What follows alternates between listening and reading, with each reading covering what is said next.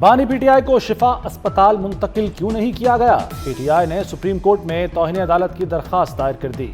استدعا کی 18 اگست کے حکم کی مبینہ خلاف ورزی کرنے والوں کو عدالت ذاتی حیثیت میں طلب کرے اور قانون کے مطابق سزا دے۔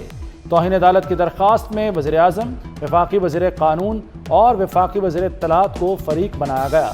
بانی کو فوری شفا اسپتال منتقل کرنے کی بھی درخواست۔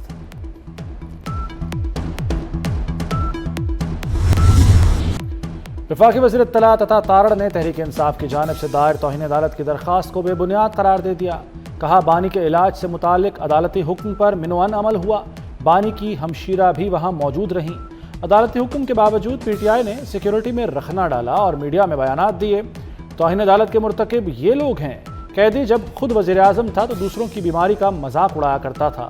صحت پر سیاست نہیں ہونی چاہیے، مگر صحت کے معاملے کو سیاسی رنگ دیا جا رہا ہے۔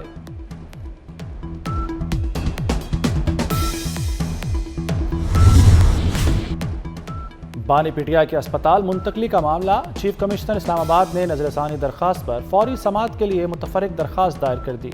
معاملے کی حساسیت کے پیش نظر نظر ثانی درخواست کو جلد از جلد سماعت کے لیے مقرر کرنے کی استدعا۔ بانی پی ٹی آئی کو 20 اور 21 اگست کی درمیانی شب طبی معائنے اور علاج کے لیے پیمز اسپتال لایا گیا۔ پیمز انتظامیہ کے مطابق طبی معائنے کے دوران آنکھوں کے چیک اپ کے لیے شفا انٹرنیشنل اسپتال کے 2 ماہرین بھی موجود تھے۔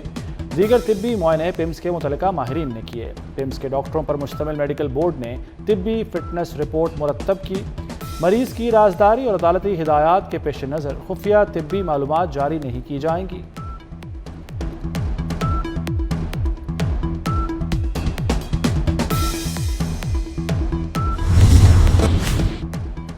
وزیر اعظم شہباز شریف کا اسلام آباد کے پیمز اسپتال میں سی ٹی کورونری انجیوگرافی کی سہولت فعال نہ ہونے کا نوٹس۔ حقائق کے تعین کے لیے انکوائری کمیٹی قائم۔ کمیٹی کو معاملے کے تمام پہلوؤں کا جائزہ لے کر ذمہ داروں کا تعین کرنے اور جلد رپورٹ پیش کرنے کی ہدایت۔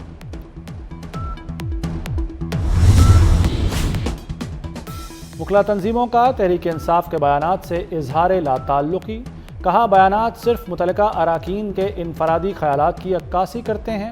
بیانات کو پوری قانونی برادری یا بار کونسل کا متفقہ موقف شمار نہیں کیا جا سکتا۔ وکلا کی سیاست کسی فرد یا گروہ کے دباؤ میں نہیں آئے گی۔ بنگلہ دیش کا پاک ترکی سعودی دفاعی معاہدے میں شمولیت کا اشارہ۔ بنگلہ دیشی وزیر اعظم کے مشیر ہمایوں کبیر نے کہا کہ اقتصادی یا دفاعی فریم ورک میں شمولیت کا امکان مثبت ہے۔ مفادات، عالمی معیشت، تجارت کی بدلتی صورتحال کو مد نظر رکھیں گے۔ عوامی روابط سمیت پاکستان سے عملی تعلقات مضبوط بنا رہے ہیں۔ وزیر اعظم طارق رحمان جلد سعودی عرب کا دورہ کریں گے۔ مکہ مشترکہ دفاعی معاہدے کا بنیادی مقصد علاقائی توازن اور استحکام مضبوط بنانا ہے۔ معروف امریکی جریدے FPIF میں پاکستان کی بڑھتی علاقائی اہمیت پر مضمون شائع۔ لکھا مکہ معاہدے نے پاکستان، سعودی عرب اور ترکی کو ایک نئے علاقائی دفاعی فریم ورک میں جوڑ دیا۔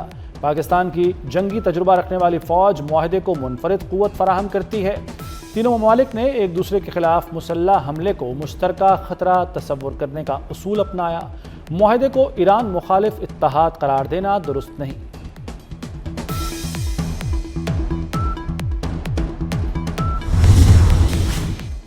صدر آصف علی زرداری سے ملائیشیا کے وزیر داخلہ کی ملاقات۔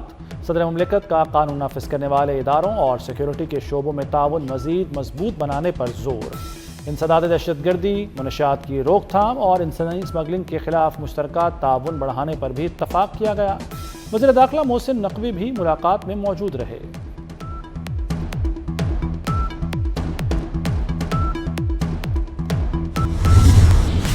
وفاقی وزیر داخلہ محسن نقوی سے ملائیشین ہم منصب سیف الدین کی 1-on-1 ملاقات۔ وفود کی سطح پر بھی مذاکرات۔ دونوں ممالک کی وزارت داخلہ میں تعلقات کو فروغ دینے کے لیے جوائنٹ ورکنگ گروپ کے قیام کا فیصلہ۔ پاکستان کا اعلیٰ سطحی وفد جلد ملائیشیا کا دورہ کرے گا۔ دہشت گردوں اور منشیات فروشوں کی سرکوبی کے لیے انٹیلیجنس شیئرنگ پر اتفاق۔ محسن نقوی نے کہا کہ پاکستان ملائیشیا کے کوسٹ گارڈ کے شعبے میں تجربات سے بھی استفادہ کرنا چاہتا ہے۔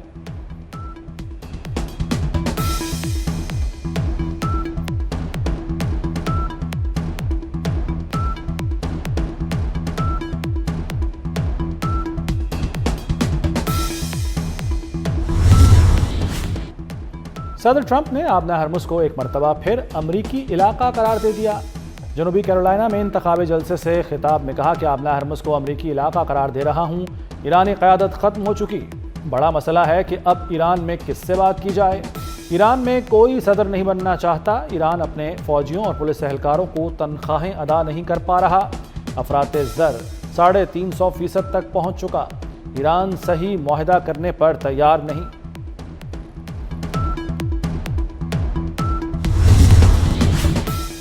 نئی امریکی پابندیاں وہی پرانی کہانی ہیں، وہ بھی ناکام ہوں گی۔ ایرانی وزیر خارجہ عباس عراقچی کا امریکہ کی جانب سے پابندیوں کی دھمکی پر رد عمل۔ کہا 14 سال پہلے بھی امریکہ نے پابندیاں عائد کرنے کا اعلان کیا، لیکن وہ پابندیاں ناکام رہیں۔ ایران کے سامنے غیر مشروط ہتھیار ڈالنے کا مطالبہ بھی کیا گیا، اس میں بھی امریکہ کو ہزیمت اٹھانا پڑی۔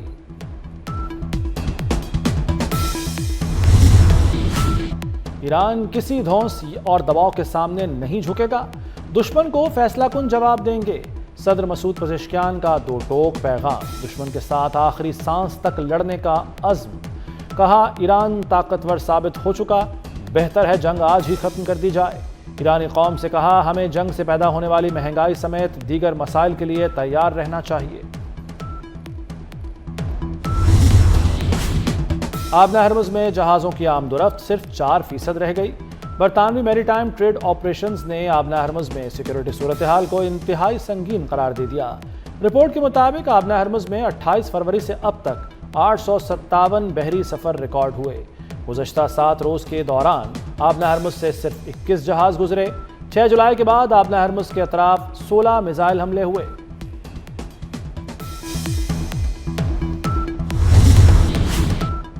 عالمی منڈی میں خام تیل کی قیمتوں میں اضافے کا رجحان۔ برنٹ کروڈ آئل 0.65% اضافے کے ساتھ $94.39 فی بیرل۔ امریکی خام تیل 0.26% اضافے سے $87.06 فی بیرل کی سطح پر آ گیا۔ اماراتی مربن خام تیل کی 2.39% اضافے سے $103 فی بیرل پر ٹریڈنگ۔ وزیراعظم کی حالیہ بارشوں اور سیلاب سے متاثرہ خاندانوں کی مالی معاونت کی ہدایت۔ مانسون بارشوں اور نقصانات کے حوالے سے اجلاس میں کہا کہ سیلاب میں جاں بحق تمام افراد کے خاندانوں کی مالی معاونت کی جائے گی۔ متاثر ہونے والے گھروں کے مالکان کی بھی مالی معاونت کی جائے۔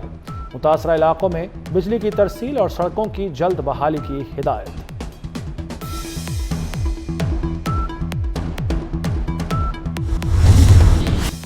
مانسون کا 7واں سپیل ملک میں داخل۔ لاہور سمیت پنجاب کے مختلف شہروں میں آج اور کل وقفے سے بارش کی پیش گوئی۔ کشمیر، گلگت بلتستان اور خیبر پختونخوا میں بھی گرج چمک کے ساتھ بارش ہوگی۔ محکمہ موسمیات کے مطابق مانسون کا یہ سپیل 23 اگست تک جاری رہے گا۔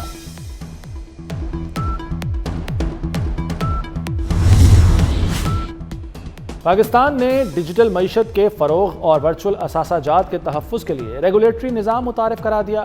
وزیر مملکت بلال بن ثاقب کہتے ہیں کہ 6 ماہ سے بھی کم عرصے میں ورچوئل اثاثہ جات کے لیے لائسنس کا نظام تشکیل دیا ہے۔ لائسنسنگ ریگولیشنز جاری کر کے پورٹل بھی فعال کر دیا۔ لائسنس کی 10 مختلف کیٹیگریز متعارف کرائی گئی ہیں۔ ورچوئل اثاثہ جات آپریٹرز لائسنس کے لیے 5 ستمبر تک درخواست جمع کرا سکتے ہیں۔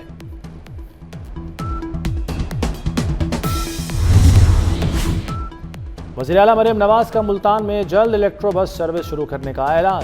وزیر اعلیٰ پنجاب سے ملتان کے ارکان اسمبلی محمد سلمان، نازک کریم اور ملک لال محمد کی ملاقات۔ ارکان اسمبلی نے ملتان وہاڑی دو رویہ روڈ کی تعمیر پر مریم نواز کا شکریہ ادا کیا۔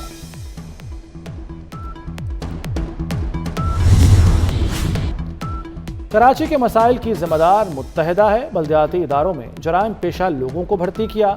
شرجیل میمن کی کراچی BRT ریڈ لائن منصوبے کے معائنے پر گفتگو۔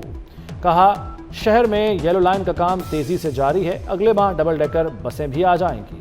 500 EV بسیں شہریوں کو سفر کی بہترین سہولتیں فراہم کریں گی۔ ہر ملک نے آبادی بڑھنے کے ساتھ انتظامی یونٹس بڑھائے۔ نئے صوبے بننے سے گورننس بہتر اور اخراجات کم ہوں گے۔ چیئرمین پنجاب گروپ میاں عامر محمود کا لاہور میں میرا صوبہ میرا نظام کے عنوان سے سیمینار سے خطاب۔ کہا حکمران نہیں نظام بدلیں، ہمیں پنجاب کے خلاف نفرت کے پیچھے چھپی وجوہات کو جاننا ہوگا۔ نوجوان اچھی گورننس چاہتے ہیں، آج ہمارے پاس موقع ہے کہ اپنے مستقبل کی بہتری کے لیے قدم اٹھائیں۔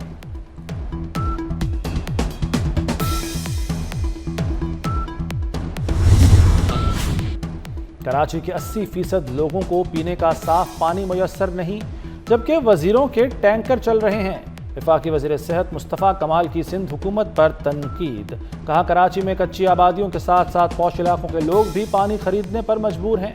सूबे बनाने के तरीकाकार पर बात हो सकती है। मेयर कराची मुर्तज़ा वहाब कहते हैं, सूबों का मामला मुस्तफ़ा कमाल की न्यूज़ कॉन्फ्रेंस से हल नहीं होगा।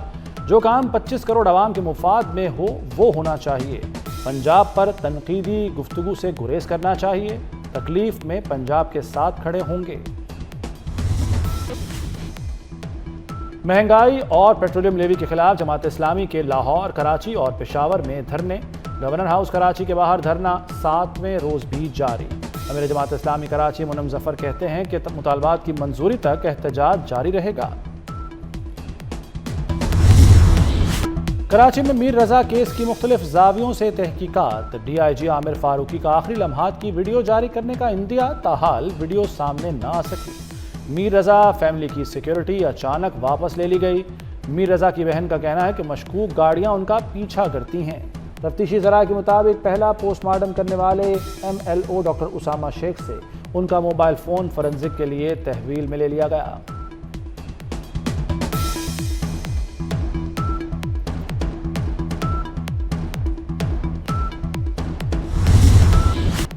कनाडा का अमेरिका से तिजारती मुज़ाकरात मुअत्तल करने का ऐलान। वज़ीर-ए-आज़म मार्क कार्नी ने अमेरिका की जानिब से 50% टैरिफ आयद किए जाने पर रद्द-ए-अमल में कहा, मुज़ाकरात में पेशरफ्त कैनेडियन अवाम के लिए मुक़र्ररा अहदाफ हासिल करने के लिए काफ़ी नहीं। जितना टैरिफ अमेरिका आयद करेगा उतना ही टैरिफ अमरीकी अशिया पर आयद किया जाएगा।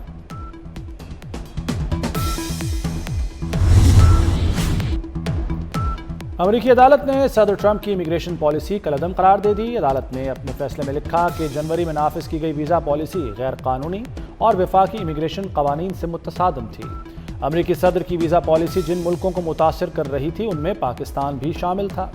अमेरिकी जज ने फैसला तारकिन वतन हुकूक की तंजीमों की जानिब से किए मुकदमे में सुनाया।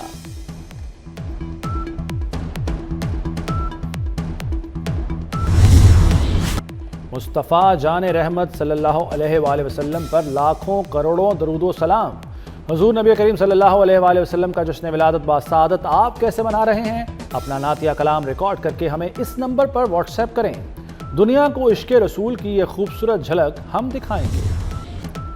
लाहौर में मारूफ सूफ़ी बुजुर्ग हज़रत मियाँ मीर रहमतुल्लाह अलैह के उर्स का दूसरा रोज़। अक़ीदतमंदों की बड़ी तादाद में मज़ार पर हाज़िरी। सिक्योरिटी के सख्त इंतज़ामात।